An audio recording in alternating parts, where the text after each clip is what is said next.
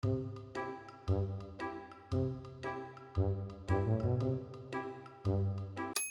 clothes. And I need it now! It's pretty clothes. And I need it now! It's pretty clothes. And I need it now! Hello friends, it's the Stitches. Let's talk about impulse control. You know what?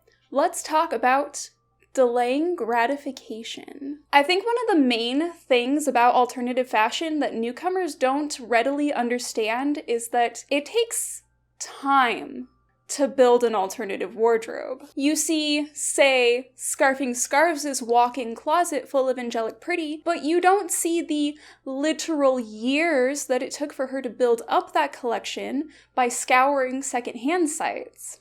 But, you know, It's Pretty clothes. and I need it now! don't get me wrong, we've looked for an easier way. We've looked for all of the quick, cheap solutions. But if you want to build a long-lasting, high-quality wardrobe, then there really aren't any shortcuts. If you really want the wardrobe of your dreams, you're going to have to put in quite a bit of work for it. Whether that means learning how to sew and DIY pieces, or learning how to use various niche secondhand markets that exist on the internet, or just saving up, carefully planning, and investing in one piece at a time. No matter what style you wear or how you get your clothes, it's gonna take time. There literally just isn't any other secret. The more time that you invest into saving money and looking for pieces, specific pieces, while carefully curating a base capsule wardrobe,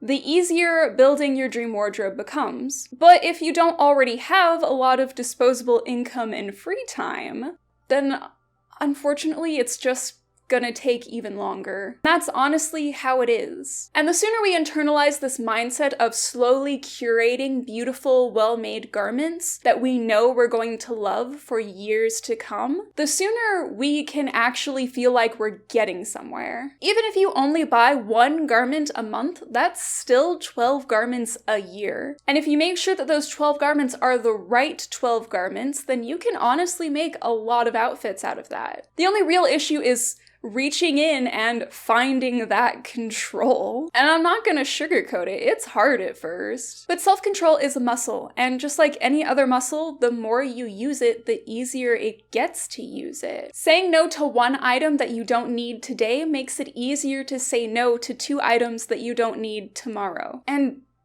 just think of the savings. The less you buy that you don't need, the more you can set aside for honestly literally anything else. Of course, this is assuming that you aren't living in absolute total poverty, where your bills don't cover your monthly needs, and unfortunately, that's just not a problem that I can help anybody with. I mean, that's kind of a bigger issue entirely that takes, other videos to address. But let's face it, even if you're absolutely rich, you can't buy style. Yeah, if you have millions of dollars, you can waltz yourself down to the mall and buy a walk-in closet of brand new garments, but that doesn't mean that those garments will create a stylish wardrobe. Even if you do this imaginary hypothetical and buy yourself a brand new wardrobe all in one day, that wardrobe isn't going to be long-lasting. It'll probably be really trendy. Maybe it won't have the quality of items that you like, because let's face it, most brands only put out so many actually quality items per year. And is that wardrobe that you bought all in one day really going to last you for a decade? And besides that, ask any hardcore Lolita who has been in the fashion long enough, and they'll inform you of the woes of literally having the money to buy their dream dress, but nobody's selling it. And I feel this myself. There are so many beautiful, amazing vintage garments out there, but I'm not trying to buy every single one of them because I'm reserving my wardrobe for the perfect items. I like to plan out my pieces well in advance now. I feel like the deeper I am into my fast fashion boycott, the pickier I get. I've bought a few vintage things off of Depop in the past couple months, but not nearly as much as I used to buy by any means. And even then, like, even if I find somebody carrying an item that is absolutely on my wish list, I still have a little bit of hesitancy because I can't guarantee that that's like the best quality version I can get or the most perfect one I can get. It's just the one that's available right now. And I can't guarantee that the one that's available right now is the perfect one. Who knows? A couple months from now, there might be a better one. And unless I look at a piece and I think this is absolutely the one that I want, this fits all of my check marks, this is absolutely the thing that I was looking for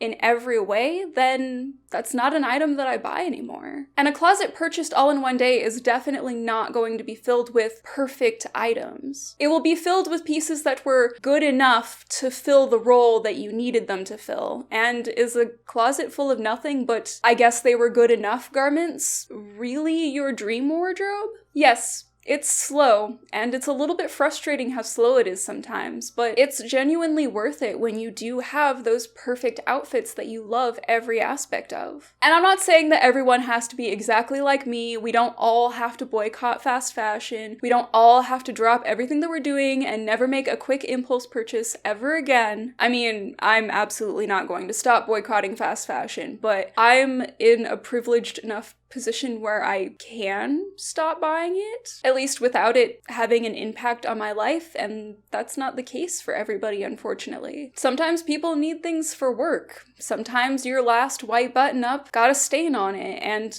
there aren't any in your size at the thrift store, so your last option is literally Walmart. And you can't plan for stuff like that. But we can all learn the difference between a need and something that we just want to buy for the sake of buying something. And we can all use that information to plan our future wardrobes accordingly. I've made some other videos about wardrobe planning and outfit coordination, and these are all in my fashion advice playlist. But I will also be linking one of my favorite ever articles about wardrobe planning. It's about planning a Lolita wardrobe specifically, but I feel like it can be used to plan other types of wardrobes too, as well as a guide for how to add color to an existing wardrobe down in the description below. That's everything for today's video. I hope this has been some good food for thought. Maybe this will remove some pressure that some of you are feeling if you're beginners and you want that big, huge wardrobe and feel pressured to already have it even though you're a beginner. But with that, I hope that everybody has a good day, and I will see you all next time. Bye!